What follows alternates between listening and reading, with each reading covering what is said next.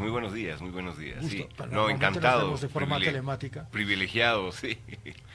Cuando usted escucha que en las cárceles se violan los derechos humanos de cientos de personas privadas de libertad, ¿qué es lo que siente? No, pues una frustración terrible porque formo parte de un Estado que teóricamente respeta y garantiza la libertad y la dignidad del ser humano, pero tiene unos basureros que los llama cárceles y que no se ha hecho nada por mejorarlo. Yo me acuerdo que cuando estaba precisamente ministro ¿Correcto? de Justicia, hicimos un acuerdo con distintas entidades, incluyendo el Poder Judicial, alcaldías, etcétera, para poder trasladar el centro penitenciario de San Pedro, entre otros, a lugares donde podamos generar condiciones adecuadas para la vida digna de un ser humano y para lograr la resocialización de la gente. Pero lamentablemente ese esfuerzo quedó ahí, hubo un cambio de gobierno, los papeles quedaron archivadas, las iniciativas olvidadas, y tenemos lo que tenemos, más de 200% de hacinamiento carcelario a nivel nacional, más del 70%, se acerca al 70%, oscilando entre 67 y 72% de gente presa sin condena. Eh, Tenemos la violación a los derechos básicos de un ser humano privado de libertad, porque el Estado le asigna más o menos 6 bolivianos como prediario, y con 6 bolivianos no se come en este país, ciertamente. Ya no. No, allá no, Ya no. ya no, Ya bueno, no, en ya su no. tiempo. Bueno, Entonces, y podemos subirle 10 millones de elementos más, pero claro, no es popular crear cárceles acá en Bolivia, no da votos, y por eso los políticos en la coyuntura no les interesa. y sobre todo cuando uno tiene afirmaciones como esta del doctor Gautier, que señala que antes se permitía a instituciones defensoras de los derechos humanos que atienden a personas privadas de libertad poderles brindar ayuda socioterapéutica, por ejemplo, o psicoterapéutica, lo que sea, ¿no? Es decir, ayudarlos de algún modo ante lo que usted ha comentado, lo que debería ser un plan no solamente de penitenciario, sino de rehabilitación y reinserción social de personas que hayan cometido un delito. Esto yo creo que es la clave de una sociedad democrática. ¿Okay? La reinserción social paulatina, con diferentes aristas, es un tema que le podríamos dedicar 50 programas y no acabaríamos Sí, nunca. sí. Pero el doctor Gautier dice que el gobierno ha prohibido a estas instituciones ingresar a las prisiones y hacer una labor psicoterapéutica y social que a mí me parece fundamental. La pregunta es ¿por qué? Bueno, yo creo que... Es su criterio. No, desde mi punto de vista, va en la línea general de ser el gobierno el único que puede regalar, dar o hacer algo con la gente, y toda iniciativa de organismos internacionales de cooperación, y por ejemplo aquellos vinculados con los temas de derechos humanos, les resultan incómodos, les resultan desagradables, y por lo tanto les va restringiendo sus niveles de actividad. En pocas palabras, es un egoísmo estatal para alimentar la burocracia gubernamental, asumiendo tareas en las cuales claramente no tiene ni la capacidad técnica ni el interés en desarrollarlas positiva y adecuadamente, y para eso pues restringe a estas entidades, a estos entes involucrados en la defensa de los derechos humanos, su participación. También tengamos algo claro, los derechos humanos no son una preocupación muy prioritaria para este gobierno. ¿No le parece más bien, y tomo esta última frase suya, como que al gobierno no le interesa que se conozca la represión que hay en los centros penitenciarios? Por No, favor, hay represión. no, claro. No, siempre la ha habido, pero es que ahora... No, pero claro, lo que pasa es que o sea, si muestro la realidad de los centros penitenciarios, la crítica como gobierno que voy a recibir es muy dura, y por lo tanto trato de ocultarla, precisamente generando además, como digo, esa burocracia, una serie de actores que no tienen ni la capacidad técnica ni el interés para llevar adelante las tareas que corresponden. Como no tengo plata, porque no tengo plata como gobierno, hay una crisis económica que se está comiendo todo, entonces oculto esa prioridad y pongo otras que me resultan simpáticas para la gente, a fin de evitar eso, ¿no? Las cárceles en Bolivia son impresentables. Es tan impresentable la situación carcelaria en Bolivia como la inexistencia de apoyo a las víctimas de los hechos delictivos. Estoy totalmente Cero, de acuerdo. no hay. Bueno, y esto es un problema estructural de la justicia en el que vamos a entrar inmediatamente. Pero antes, me gustaría su opinión acerca de la extradición express de Maximiliano Dávila. Y Bueno, digo extradición express, y estoy hablando con un exministro de Justicia. Sí, bueno, yo creo que a la extradición más bien se ha adecuado a los tiempos y plazos que se desprenden de lo que se tiene establecido tanto en el Tratado de Extradición, que es bastante genérico, como en el Código de Procedimiento Penal. Lo que más bien me llama la atención es la demora que ha tenido este procedimiento, porque no nos olvidemos que Maximiliano Dávila ha estado privado de libertad y sujeto a este pedido de extradición desde hace aproximadamente 2 años. 2 años. Los procesos de extradición en Bolivia que se han llevado a cabo, y no solo con Estados Unidos, con Argentina y con otros países con los que tenemos tratados y convenios, suelen demorar 1 año, 1 año y medio. Este ha sido particularmente largo y la última etapa se la ha precipitado, eso es evidente. A la salida express, estar tan rápida. Claro, ahí hay un problema ya de orden operativo y de ejecución de lo dispuesto por el Tribunal Supremo de Justicia. Entonces, sí, ahí creo que vale la pena. No le han permitido despedirse de su familia, no ha habido debido proceso. Esta mañana hablábamos con el abogado, con el señor Manuel Rojas, que decía que lo han sacado prácticamente de una forma hasta clandestina. Bueno, bueno, seguramente dirán que es por cuestiones de seguridad y lo entiendo, sí, lo podría entender. No, lo que sucede es que, como digo, o sea, el proceso de extradición como tal ha tomado un tiempo mayor al que debía tomar, y yo le atribuyo esa demora a esta negociación política que se va gestando entre Evo Morales y Arce Catacora, que han ido regulando el proceso, ¿no? Ahí vamos.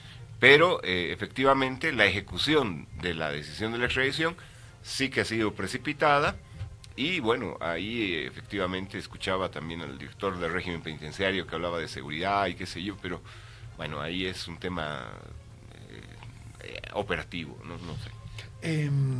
Vayámonos a las elecciones de este próximo domingo. Ayer el Tribunal Constitucional, nuevamente la Sala Cuarta, ustedes ya los conocen bien, Hurtado y Espada, han señalado que se iban a presentar ante la Comisión Interamericana de Derechos Humanos, ante sus representantes en Bolivia, una serie de pruebas que evidencian que todo este proceso eleccionario está viciado de nulidad. Me voy al textual.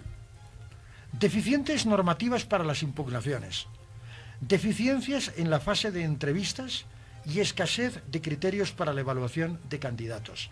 Todos estos argumentos, presentados por la Sala Cuarta del Tribunal Constitucional, ya son de conocimiento de la Organización de Estados Americanos, de la que depende esta Comisión Interamericana de Derechos Humanos.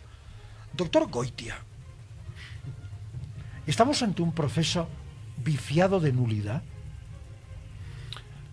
Si nos atenemos al Tribunal Constitucional, sí. No, la verdad es que... Se me hace una pregunta retórica increíble. No, lo que sucede es que realmente este proceso empezó mal. Este proceso, para este proceso electoral que vamos a tener el 15 de diciembre, empezó mal, tiene una serie de falencias, efectivamente, y voy a coincidir con buena parte de lo que dice la sala o estos magistrados, sí. Y bueno, pues no creo que nos dé buenos resultados. Y me explico. Todo el proceso, este proceso de elección popular, suena bien al oído, la gente se entusiasma, sí, la democracia, qué bonito, yo voy a elegir con mi voto. Pero realmente es uno de los mayores problemas que enfrenta Bolivia, es uno de los mayores dramas que tenemos en Bolivia, y que responde a una lógica muy básica.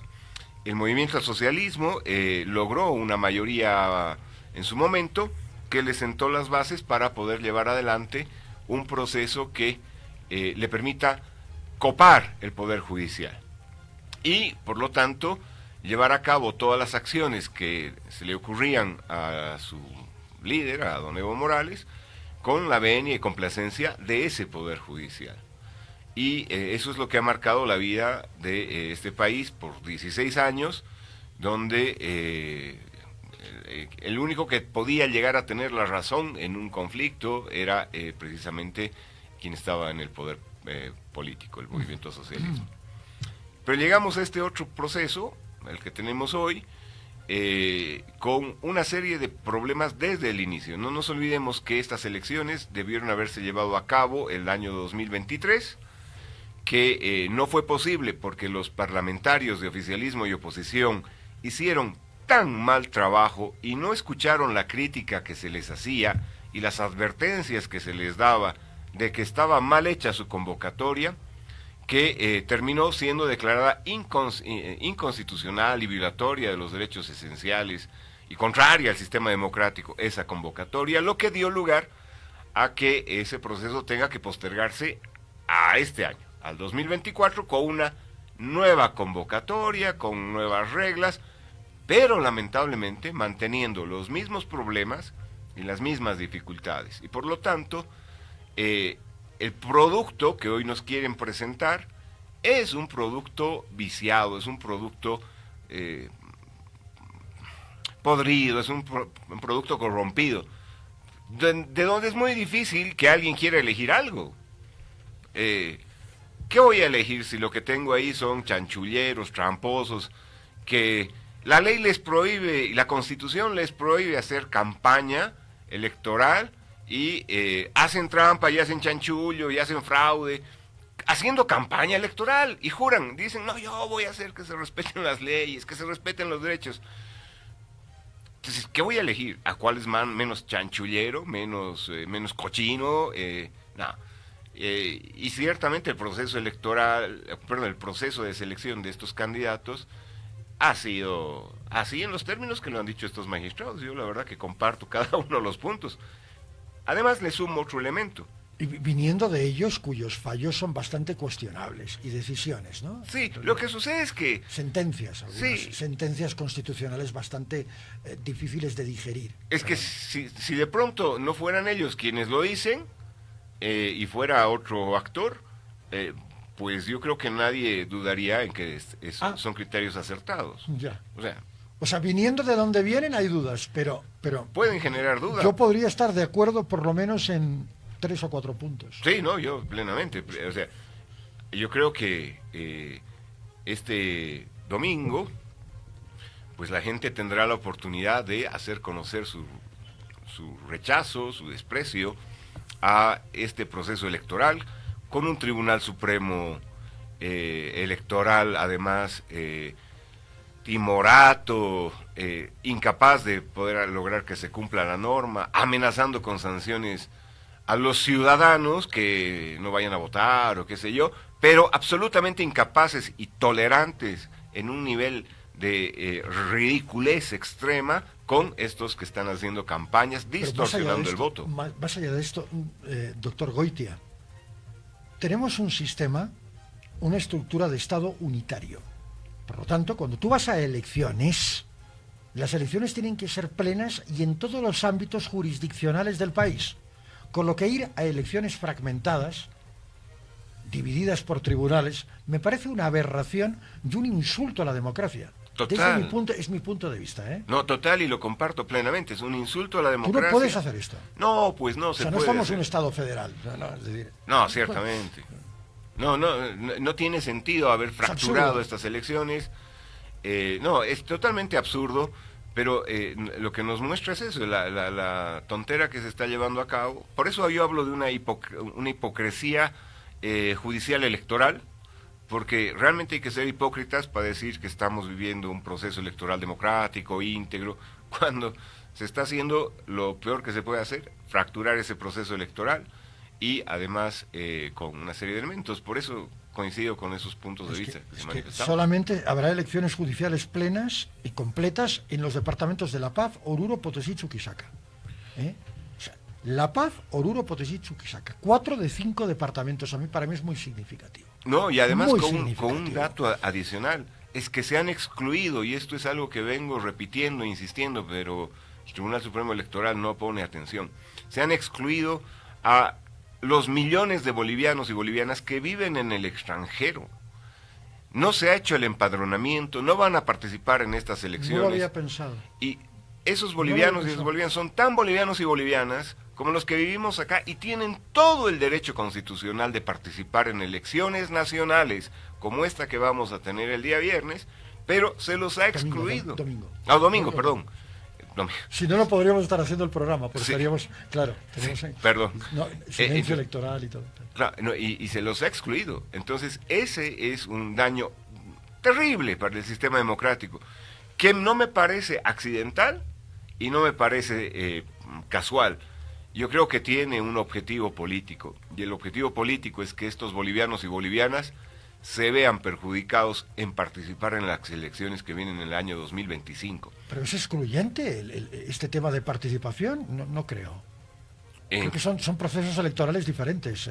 No, lo que pasa es que si no voto en esta elección, corro el riesgo de terminar depurado para la próxima elección. ¿Cómo es eso, doctor Goitia? Lo que pasa es que si yo, boliviano, no participo en un proceso electoral, me van a primero borrar puede llegar a terminar borrado de la lista, para que se entienda, en el siguiente proceso electoral, depurado de la lista. Entonces, por ejemplo, si yo me fui hace 3 años al exterior, no llevé a cabo el empadronamiento porque no se lo habilitó, se lleva a cabo la elección y yo no participé, no voté. O se refiere a esta judicial. A esta judicial, okay. Entonces, en el siguiente proceso electoral, corro el riesgo de ser depurado, anulado, no tomado en cuenta para poder votar. Eso es lo que sucede, eso es lo que establece la norma electoral, y eso es lo que, desde mi punto de vista, también daña en la esencia misma este proceso de elecciones judiciales. ¿Cree usted posible? Yo sé que hay muchos juristas que me dicen, cuando ustedes utilizan, los periodistas, abrir la Constitución, suena algo como muy aberrante para nosotros desde una perspectiva eminentemente jurídica, ¿no? Desde la ciencia del derecho. Pero ¿hay alguna forma de reformar la Constitución para pensar en una nueva estructura de la administración de justicia en el país? No, claramente.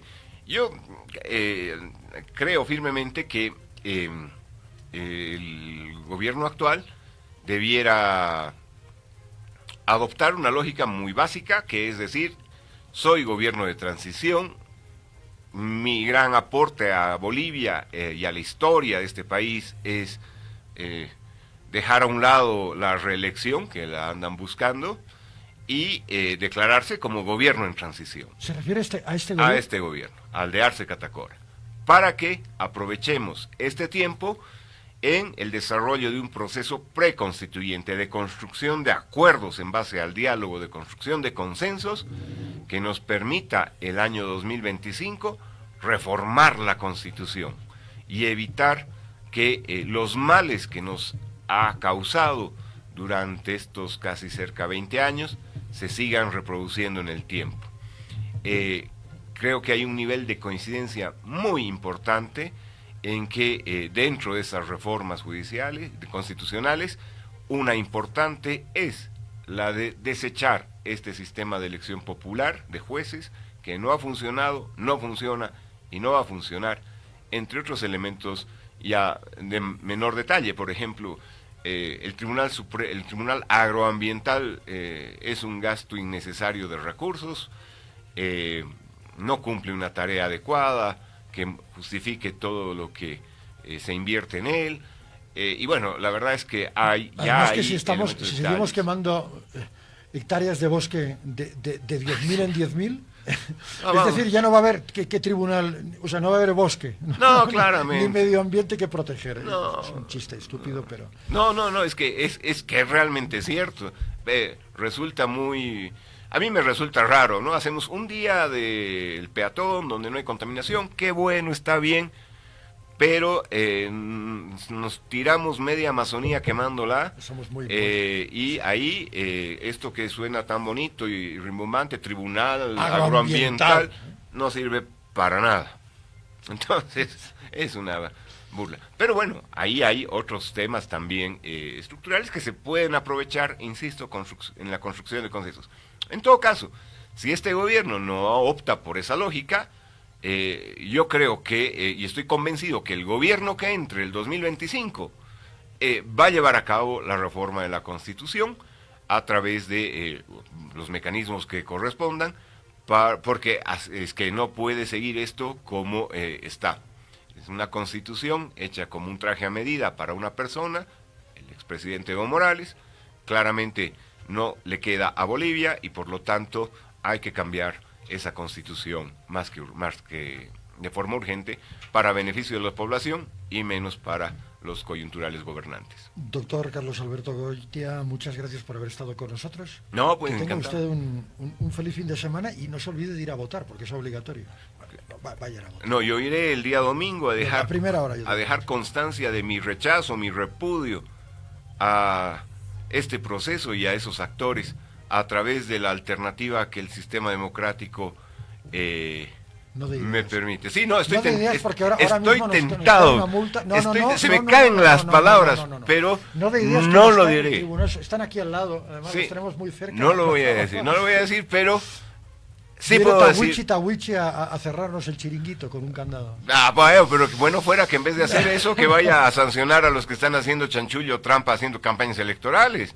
No, yo voy a ir el día domingo a dejar constancia de mi rechazo, mi repudio a esos actores que se presentan en las papeletas y al proceso como tal. Yo lo hemos animado, Carlos Alberto Goitia, gracias. Muchas gracias. Y nos vemos. Igualmente. 30 segundos.